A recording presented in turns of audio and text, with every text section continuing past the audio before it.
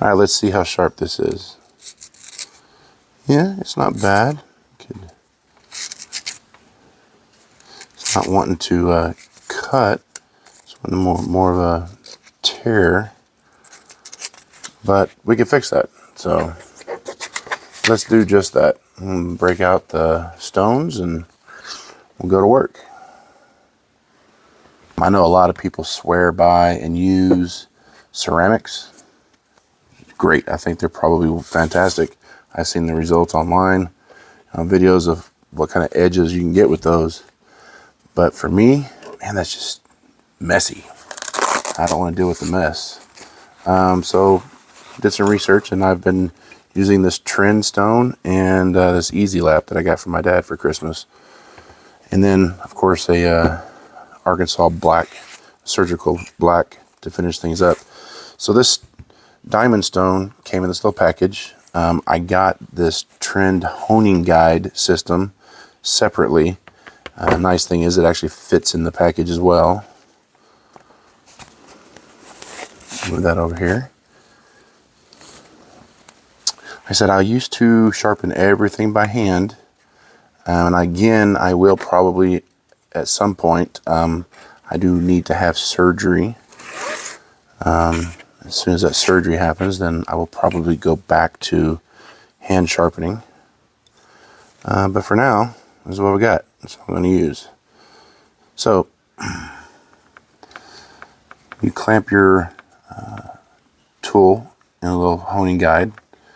I haven't clamped it all the way down because I want to find out what angle to put it at.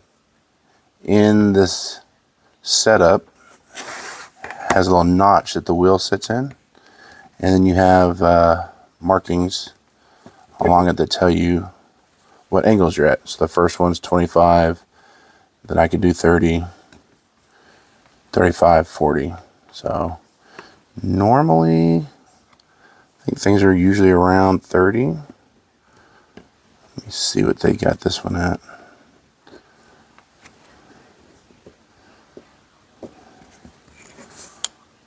Yes. Yeah, that's at 30. So I'm going to keep that at 30. I should have a little bit bigger screwdriver, but I don't have one on hand. Crank that down a little bit so it doesn't slide around. Move that out of the way. And I want to start with 300. And then just move back and forth. That is very simple.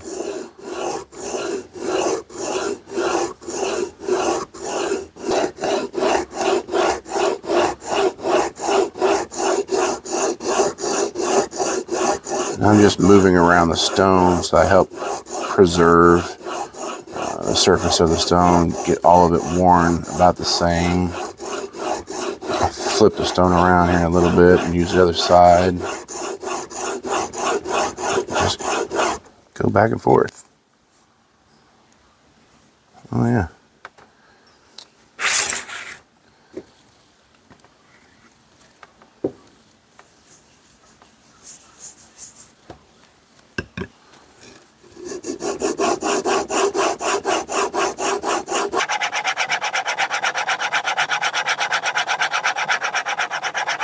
One of the things that's nice about this is it's got a large wheel. I've seen some others advertised online. It's just a tiny little wheel, and I can only imagine that it'd be easy to tip them over from side to side and mess up your edge, your angle. This large wheel, very, very stable.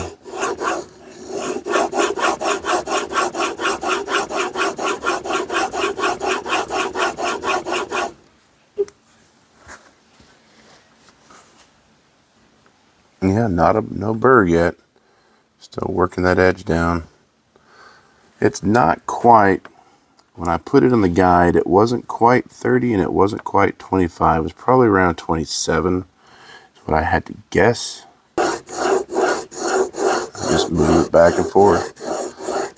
This 300 grit diamond stone really is removing quite a bit of material very quickly.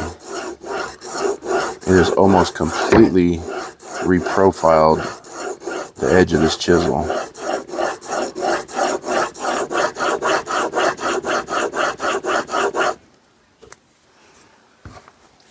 Once this is done and you've got the edge you're going to use, the bevel you're going to use, from what I understand is, you don't have to do it really that often. You just go back over there and polish it up. So you're not reshaping it again. I actually really like this. This guide system is nice. Like I said, I've got carpal tunnel really bad, and I would already be in pain right now if I was having to hold this chisel by hand and do it the whole time. I would be dying. I've already had taken a break. Ooh. Burr starting to form very slightly. And for anybody, like for myself, I'm no novice. I'm not a beginner at sharpening tools by any means, but this is extremely helpful. Even if I was, it'd be very beneficial if I was. If I was a beginner and I didn't have the eye-hand coordination or motor skills and muscle memory to keep the angle to sharpen a blade, this would be a lifesaver. Anybody starting out who isn't sure about their sharpening skills, I'd highly recommend this. This is foolproof. Very, very easy to use. Oh yeah, so I've already almost completely reshaped from probably what looked like a 27-degree bevel to a 30 in just that short amount of time. I mean, I've maybe been working at this for 7-8 minutes if I had to guess. And now that I've got it, I can quickly move through all the other stones. It's this first initialization of getting your bevel, getting it set. Once you've got it, you can move through all the other stones quickly. Oh yeah, we got a burr, nice burr forming on the back. The burr.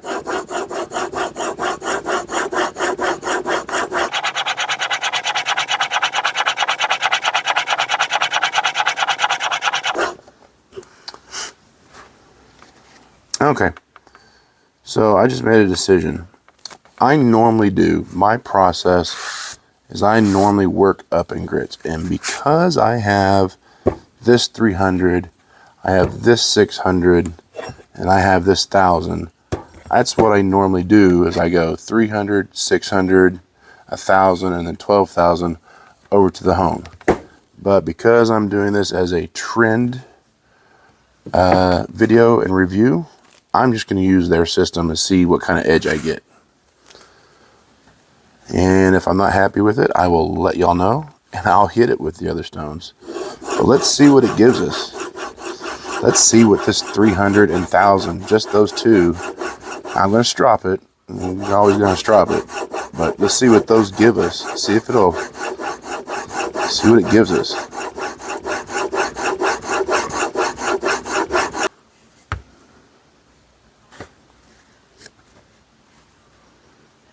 Oh yeah, nice burr all the way across the back. Okay, I'm going to flip it over to 1000, hit it on the 1000 for a little bit, and then we'll strop it and see where we're at. Like I said, I would normally work my way up to the 12 and then to the black surgical diamond, or sorry, the surgical Arkansas. But right now, we're just going to see what this trend gives us.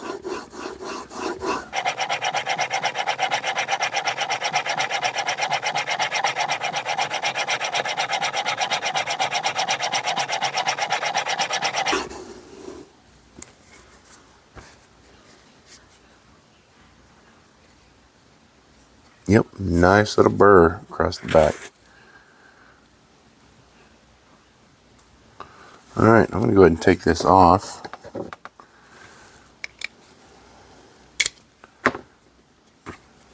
I need to get a bigger screwdriver. Right tool for the right job. Come on.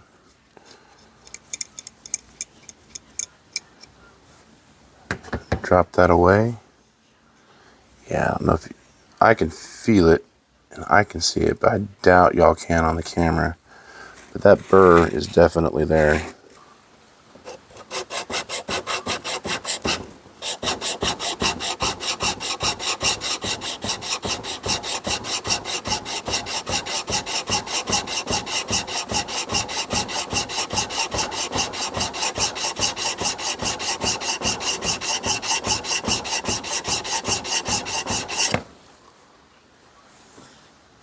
I'm still not taking that burr off.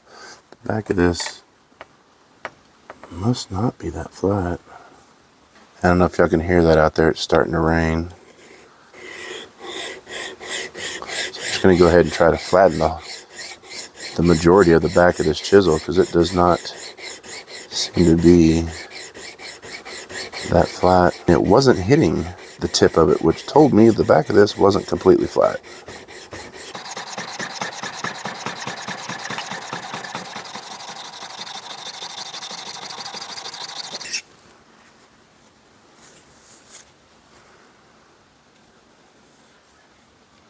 Still has that burr. Why am I not hitting that? So you can see, I can, in this light, there's an indentation here, and around it is raised, and then none of this front part is getting touched. That burr is still completely intact. Now, for editing's sake, I'm just going to go ahead and stop the video here, proceed, and then I'll come back to it.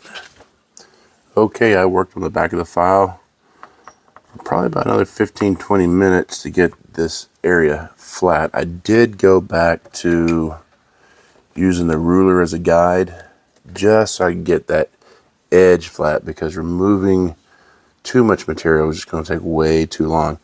So I'm at the point now where I'm trading sides with the burr. So I'm gonna just drop it.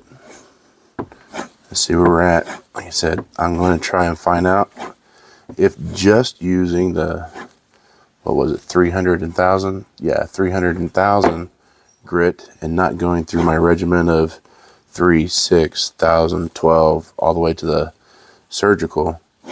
Let's see what just the trend system gives us.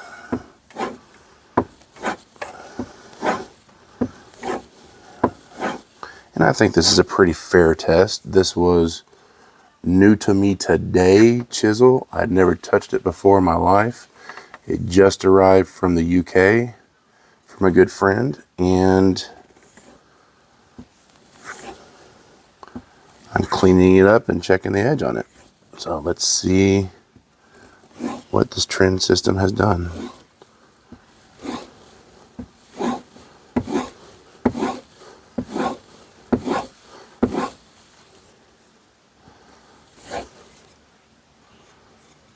Alright, I do not feel a burr at all anywhere. So let's see. First of the video, we noticed it was just tearing paper. Let's see where we're at now.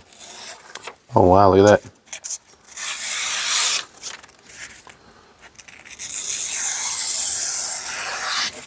Yeah, I think that's quite good for just 2 sides on a stone. I don't know that I would even need to go through my regimen anymore. Well, that's it. That's the, well, let's see if I can find a piece of wood. Really don't have any wood set up, but I've got some 6x6s, a 2x6, this little vise stand that I'm in the process of building. Well, let's see what it does for some ingrain and see what kind of edge it has given us. Oh yeah.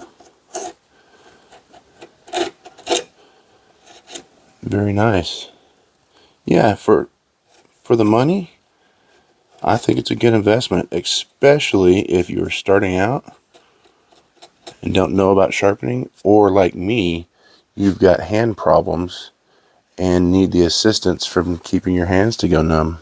So yeah, in my opinion, the Trend honing guide system is an A+.